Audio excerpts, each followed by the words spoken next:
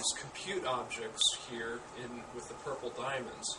And so the idea is that these things can also be split apart and assigned to different processing elements. And by doing that, then you have a lot of work when you consider assigning to a purple thing the interaction between two patches of atoms to calculate the non-bonded parts. So this gives you a lot more work that helps the load balancing. And so the extension then of NAMD to GPUs, okay, the most time-consuming part is the short-range non-bonded calculation. So that was logical to go ahead and use the GPU to calculate that part. So the design choice then to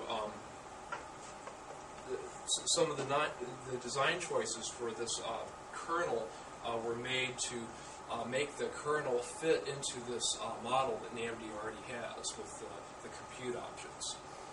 And so the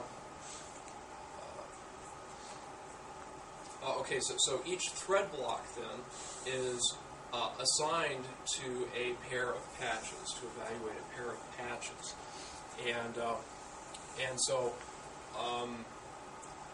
this is done in a way that it's done in a one-sided manner, where the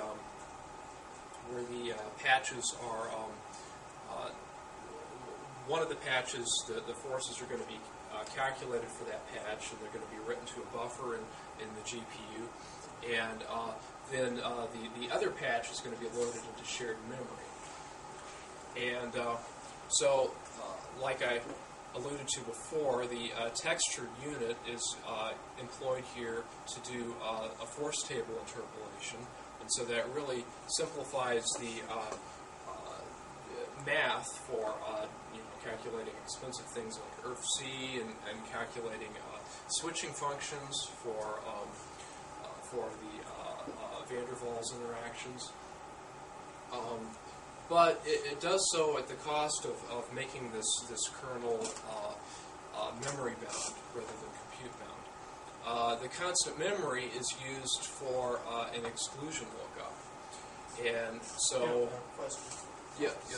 Unrelated. So does the texture unit do a one-dimensional interpolation of a particular kind, or can it be more general, bilinear interpolation? It can only do linear interpolations in hardware. So that's basically what they implement now, but to do higher order interpolations, there are some well-known GPU tricks for doing that efficiently with just multiple of these calls. But the hardware only does linear interpolation, but it can do 1D, 2D, or 3D linear interpolation in hardware. Well, that would be bilinear, right? Yeah. Oh, I thought you said. I guess I was thinking cubic. Sorry. Yeah, if you want to do cubic and other interpolants, then you... Yeah, it doesn't do higher order interpolation. It does do linear interpolation. Yeah, I'm just tired of I have both questions.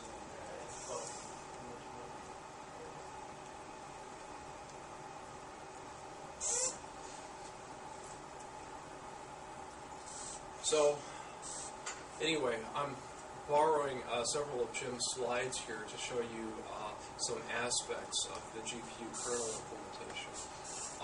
So a big thing that you first have to think about is to make sure that you've aligned your memory, and then that you're also reading it in a way that, from the global memory that's coalesced. And so this is showing a clever trick of a way you can pad out something that might not be the right multiple, but you can go ahead and use this little union trick here. And then this is just showing some code that is in the NAMD kernel to go ahead and then achieve a coalesced read here of this data. I should point out that a lot of the tricks that Jim uses in the NAMD kernel involve taking advantage of the fact that the GPU hardware is happy to do single, double, and quadruple float vectors.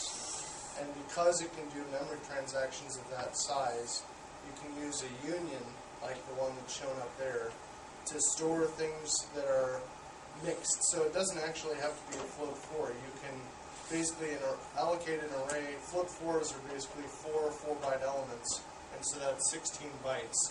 And as long as you're within that size, you could have a structure containing a combination of floating point and integer data, and the GPU can still do those memory reads from global memory at full performance. And so if by keeping it a multiple of 16, an exact 16-byte quantity, in using that union and having those padding bytes or ints in there, you can then do these transactions efficiently. And this trick comes up in a number of those kernels over and over again. So it's not all of them are shown here, but that's... Yeah, so I'm about to elaborate on those things that John was telling you. So, anyway, so here was the idea here of maybe how to design the data structure so that, we take advantage of coalesced reads from global memory, but we also want the accesses in the shared memory to avoid bank conflicts. And so different padding sized here was used for that purpose.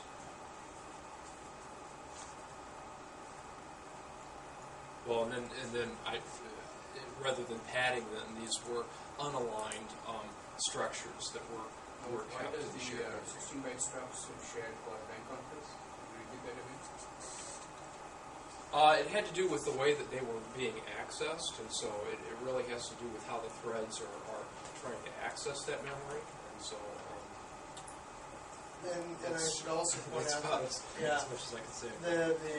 that has to do with if you're reading or writing a 16-byte quantity from shared memory on the older hardware, any hardware, no, they've changed it now. Shared memory? Yes, they have. So, as of Fermi, they've reduced the bank conflicts. So it's now I think there's 64 banks instead of 32 banks, and so that means you can do wider shared memory accesses without taking a bank conflict penalty. And that was important for Fermi because otherwise, if you store double precision quantities in shared memory, every single double precision access would have been a bank conflict. And so that's one of the reasons they changed that in the newer hardware. So this is something to keep in mind as you're writing your code. And it's not that you necessarily have to use something of this size in shared memory. I mean, if your access to shared memory is all the threads hit the first data element together and then the second and so on, you won't get bank conflicts that way either. So a lot of this is a product of how the kernel wants to go ahead and look things up in this shared memory structure. So here are some this is elaborating again on the idea that John was talking about, where you can have a struct here that stores different types of data, and then you can go ahead and make sure that the structure is aligned and padded up to whatever multiple that it needs to be, or that you intend for it to be, and then you can go ahead and typecast arrays of this to things that are better for reading, into your GPU kernel or writing out from your GPU kernel, and that way you can get coalesced memory accesses, but with things that don't necessarily look like they should coalesce. Yeah. So, is it just you need to be a computer scientist to figure out which ones would be better, or is there a little cheat sheet that? The CUDA programming guide basically says what memory transactions give you the best performance, and so it's kind of like you have a certain size box, and they tell you in the manual GPU GPU performs well if you have a box of up to this size, right? And if you go over that size, then there are various issues. If you go under that size, it may be fine. And so it's just they hand you this box and they say you can put whatever you want in it. It can be a combination of these different things, but you want to do the reads and writes in this particular size to make it run fast. Yeah. And the trick for putting the different types of things into the same box in a convenient way is to use these union types. And so, and some of this is how smart the compiler is. A lot of the tricks that we have in our actual code relate to the earliest compilers not knowing to automatically do it for us. So the newer hardware the newer compilers probably even recognize if you have something that is exactly 16 bytes that they can generate an instruction to do that in one operation. Otherwise, the old compilers, if you had a structure like this with epsilon, half sigma, index, etc., the old compiler used to emit separate load and store instructions for every single little thing that was in those structs. And so by doing this union trick and saying, really it's a float 4, really it is, and then having it run that was a gimmick to basically force the compiler to do what we really wanted it to. But I think they've improved a lot of these things now.